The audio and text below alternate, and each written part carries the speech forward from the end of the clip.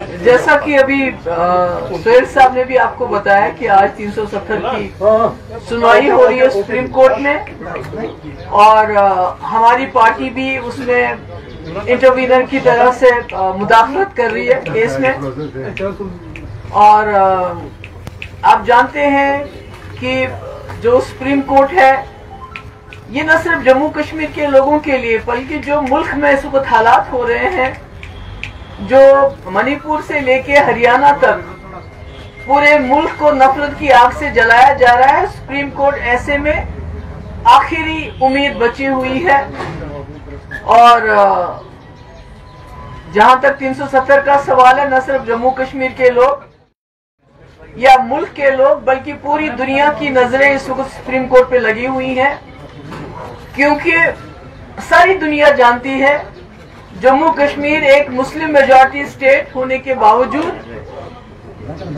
हमने 1947 में दो कौमी नजरिया यानी मजहब की बुनियादों पे तकसीम होने से इनकार किया और एक जमहूरी सेक्युलर हिंदुस्तान के साथ हाथ मिलाया, ये सोच के कि हमारी एक खुसूसियत है, we have a unique identity. और जब पूरे उस वक्त के मुल्क की लीडरशिप ने हमें ये यकीन दिलाया कि हमारी जो खुसूसियत है, हमारी जो यूनिक आइडेंटिटी है वो हिंदुस्तान के अंदर महफूज रहेगी और हिंदुस्तान के आईन के अंदर हमें गारंटीज मिली और हमने इस मुल्क के साथ हाथ मिलाया। आज पूरी दुनिया की नजरें इस पे हैं कि जो सुप्रीम कोर्ट है इस मुल्क का, जहां पर इंसाफ के फैसले होते हैं। और आज पूरे मुल्क में अगर आप देखिएगा कि जो इस मुल्क की कॉन्स्टिट्यूशन है जिसके मुताबिक हिंदुस्तान चलता था, मगर पिछले कई सालों से खासकर 2018 के पार्लियामेंट इलेक्शन के बाद उस कॉन्स्टिट्यूशन को ताक पे रख के एक पार्टी के एजेंडे के मुताबिक ये मुल्क चलाया जा रहा है। मुझे लगता है सुप्रीम कोर्ट के सामने ये बहुत बड़ा चैलेंज है। ये खाली 370 को गैर आईनी तरीके से हटाने की बात नहीं है। सुप्रीम कोर्ट को ये देखना पड़ेगा कि जिस मुल्क में तमाम इंस्टीट्यूशंस खत्म किए गए हो, सबवर्ट किए गए हो, वहां अब एक इंस्टीट्यूशन बचा है जो इस मुल्क की कॉन्स्टिट्यूशन को बचा सकते हैं। क्योंकि 370 भी कोई चाइना या किसी हमारे हमसाया मुल्क के आईन के मुताबिक नहीं है, बल्कि हिंदुस्तान के आईन के मुताबिक है। एक फेडरल, एक the most unique and beautiful part of the federal structure Jammu Kashmir का जो रिश्ता मुल्क के साथ अंडर 370 जो था वो था। पर अगर आज सुप्रीम कोर्ट को ये देखना पड़ेगा कि अगर उनको ये मुल्क हिंदुस्तान के आईन के मुताबिक चलना चाहिए या किसी पार्टी के एजेंडे के मुताबिक चलना चाहिए।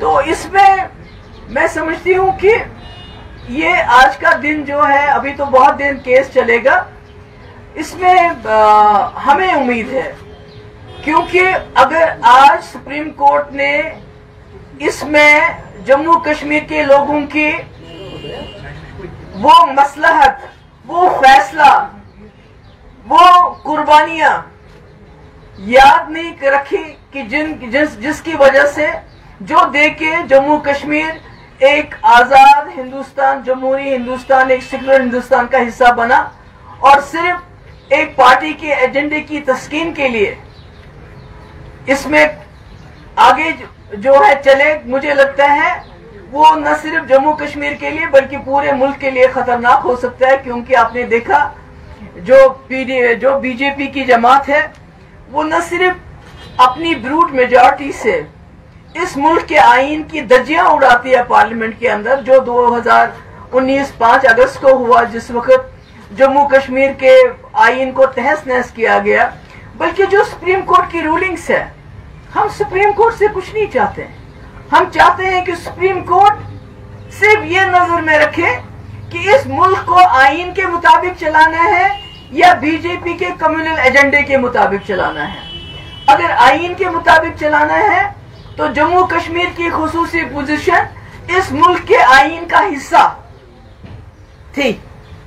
और न सिर्फ बीजेपी इस मुल्क के आइन को उसकी धज्जियां उड़ा रही है, बल्कि जो सुप्रीम कोर्ट के अपने फैसले हैं, आप देखिए दिल्ली के बारे में सुप्रीम कोर्ट का फैसला आ गया, इन्होंने ऑर्डिनेंस लाया जो कि कॉन्स्टिट्यूशन के खिलाफ है।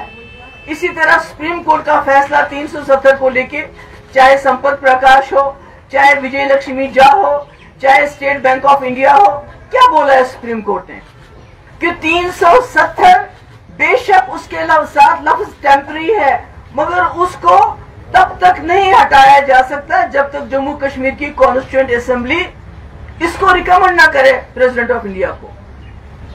तो इसलिए मेरी सुप्रीम कोर्ट से ये दरखास्त है कि इस वक्त मुल्क के हालात बहुत खतरनाक हो रहे हैं, और इसकी सबसे बड़ी वजह यह है कि सारे हमारे इंस्टीट्यूशन डिफंक्ट हो गए हैं। अब आपका एक इंस्टीट्यूशन बचता है जो इस मुल्क के आईन को बचा सकता है।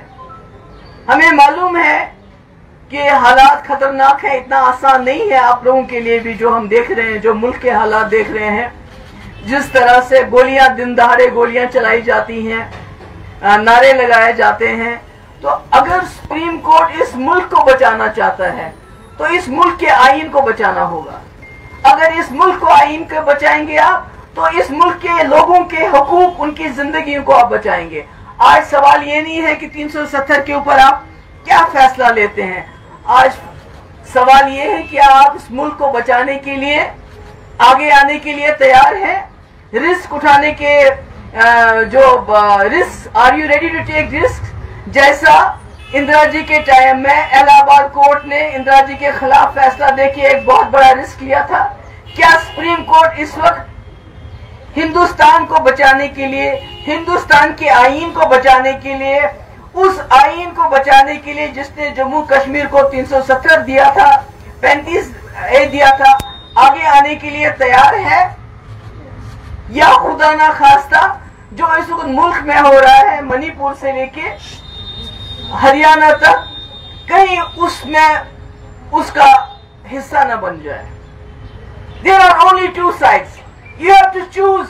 Either you are with India, with the constitution of this country, with the federal system of this country, with the rights guaranteed to the people of India, guaranteed to the people of Jammu and Kashmir under the constitution of India, or you are against India. When I say India, I am not talking about the opposition alliance. I am talking about the country India.